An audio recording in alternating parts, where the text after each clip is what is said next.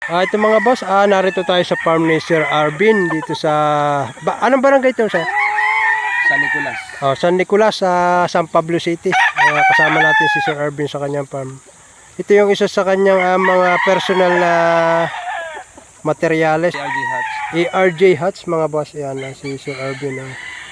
Pwede kayo rin ka dito sa kanya. Napakarami niyang manok dito sa kanyang farm dito sa ARJ Game Farm. Yan.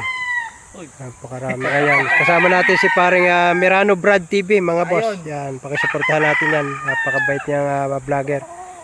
Napakaganda. Ito sa mga personal ni sir, personal na materials. Talaga napaka-quality. Isa ito sa kanyang mga iniingatan dito sa kanyang farm. Yan. Si Sir Arvin. ARJ Game Farm mga boss. Ito yung ARJ Huts na personal materialis ni Sir Arvin. Papakita pa natin yung iba. Kaso umuulan. Sige sir, balikan muna tayo. ARJ Game Farm. Ayan na. From San Pablo City.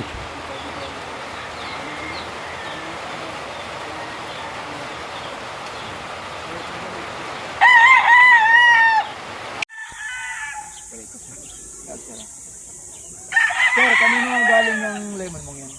Galing to sir kay SP, kay Sir Roel Amano. Ay, kay Idol Roel Amano pala. Ito, mga 2023. Ito mga idol, ito yung lemon na gagamitin ni Bossing sa kanyang pahulugan. At ng mga F1, yun ang gagawin pahulugan system ni Sir. Wait lang sir. Tika naman. Ang ARJ Huts, ayan. Yung pinang materialis na ito ay nakapasa na sa exam. Ito, itong mga anak ay in-out na sir. 4K din po yan 4K din, siguro mga 8 pieces po na ganito. 8 pirasong ganyan. 4,000 din po yan Okay. Ayan. Sir, taga saan po kayo? Taga Santa Elena, Santa Elena. Camarines Norte. Taga Camarines Norte ka pa sir. Ayun. Napakasipag nito ni sir. Maraming salamat sir. Ito mga boss, isang Bruce Barnett naka-cross sa dome. Ayan. Ganda ng forma mga boss. Sa ARJ Game Farm mga boss. Gandang bulik nito.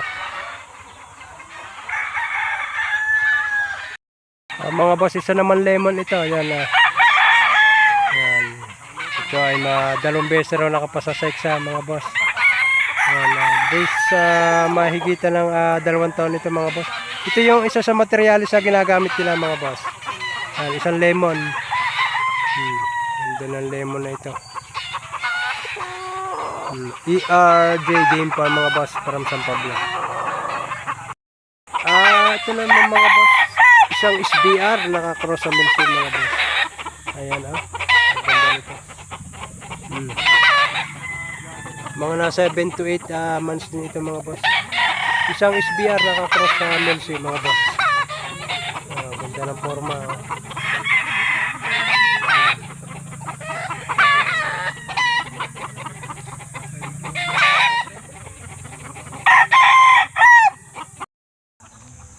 Palabas nila pang online na pala. Ganun din ang ni Patrick pinagsasalpukan. May ganyan sa namimili sa lipa. Mga taragit nila pula. Mamakotin. Online lang yun. Wala na yun pre, hindi ko nakita na yun. Ito mga boss, kaharap natin si Sir Arvin from San Pablo sa kanyang farm. Hello sir. Sir, ano po inyong sa inyong farm ngayon? Ayun, magandang hapon po sa lahat ng viewers ni Sir, si Prince Brownie TV and Mr. Ryan Vergara. Ryan Vergara sa Facebook. Ayun po, nais ko lang i-promote yung namin kung sakaling may mapaibig. Binabalak namin na mag-out ng day old this coming 2025 o 2026 breeding season. So start ko ng August. ini-invite ko po sana kayo kung may mapaibig ano po.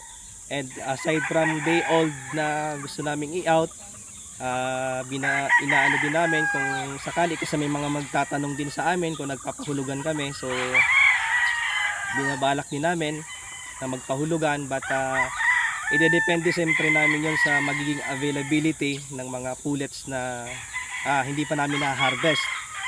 And aside doon, nag-out din kami ng mga growing 5 months old. Start na ito ngayon ng local, ng national, at soon yung ating late born stags, no? Ay, magkano sir yung inyong going 5 months na mga pang-out dito? Ang ina-out lang po namin is 4,000, no? 4,000. Ang matured stag namin is 6,000, but syempre medyo pataas-taas na yung value nun, kaya ang ginagawa namin, i-out na ng ganito, konting paghihintay na lang nila, malaki na yung magiging difference, no? So kaya ganun lang in-out namin na presyo, 4,000 lang. Ay doon sir, sa mga 5 months old din yun na pang 5 to 5 months old na inyong i-out, anong mga bloodline nga sir nito? Ang mga bloodline nito ngayon na nandito sa local and national, so meron kaming Bruce Barnett na crosses, Kelso crosses, SBR crosses, at meron ding konting yellow leg hatch crosses, at yung aming ARG hatch na crosses, no? So, meron ding konting white Kelso. Ang materials nito ay pinahiram lang sa amin ng aming kaibigan na nakabili direct kay Sir B-Boy. So, pinahiram lang sa amin. Hindi naman namin siya ginamit lang namin this season. So binalik na namin sa kanya. So konti lang yung pang-out namin. So, for testing ba siya. Ay dito sir naman sa inyong mga broodstag na nakatali dito. Yung kinapansin namin na talaga namang mga quality. At meron pa sir kayong pang-out dito sa inyong ito? So far po, no, pasensya na. Wala pa po kung pang-out na mga broodstag ngayon kasi talagang yung personal namin siyang ginagamit. So baka next year nga, yun, nagsasabi namin, going pahulugan, baka doon kami makapag-out ng mga broodstag. Pero ngayon, meron kami siguro sa national, may mga na kami dito, hindi pa siya puro, meron ng mga 3/4 blood ng SBR, meron ng Bruce Barnett, at itong white Kelso, 3/4 blood na rin siya. So crosses na pwede nang gamitin nilang kung sakali, no, hindi pa namin sila kasi sort out lahat. So ang inano pa lang namin is lahat crosses, pero meron kami diyan na for harvest. Siguro doon sila mag-inquire about doon. So meron pa kaming for harvest na national. Ay sir, yung inyong nabanggit na pahulugan system, kung sakaling marami ang mag-inquire, ay saan pwedeng i-post natin dito yung inyong Facebook page, cellphone number? Ayos po. Para kung sakaling sila ay gusto mag-inquire, edi madali kayo makakontak na ha. Apo. Dito po sila. Bali ang location pala namin is sa San Nicolas, San Pablo, Laguna. So, ipopost na din namin yung page namin at yung number. Yung number na yon is sa partner ko. Kasi sa akin, medyo may konting negosyo din na medyo busy, baka hindi ko sila masagot. Pero pag sa mga sa chat naman sa so mababalikan ko sila. So dalawa, isang sa page at yung number ng aking partner dito sa page. Ayan mga boss, sa aking mga mahal na kamagmamanaw, kaya si Sir RB ng RJ Game Farm from San Nicolas, sir. Yes po. San Pablo, dito siya matatagpuan si Sir. Pero si Sir ay Tagalipa. Tagalipa si Sir sa San Lucas. Napakaganda na kanyang mga manok dito. Dito siya naka-rent ng kanyang farm dito, mga boss. Ayan, ipopost ko na lang yung Facebook ni Sir at saka yung cellphone number niya para medyo sa mga gusto kumuha ng hulugan system ni Sir. Si Sir ay ngayon pa lang mag-uumpisa. Sana ay maganda ang kalabsan nito.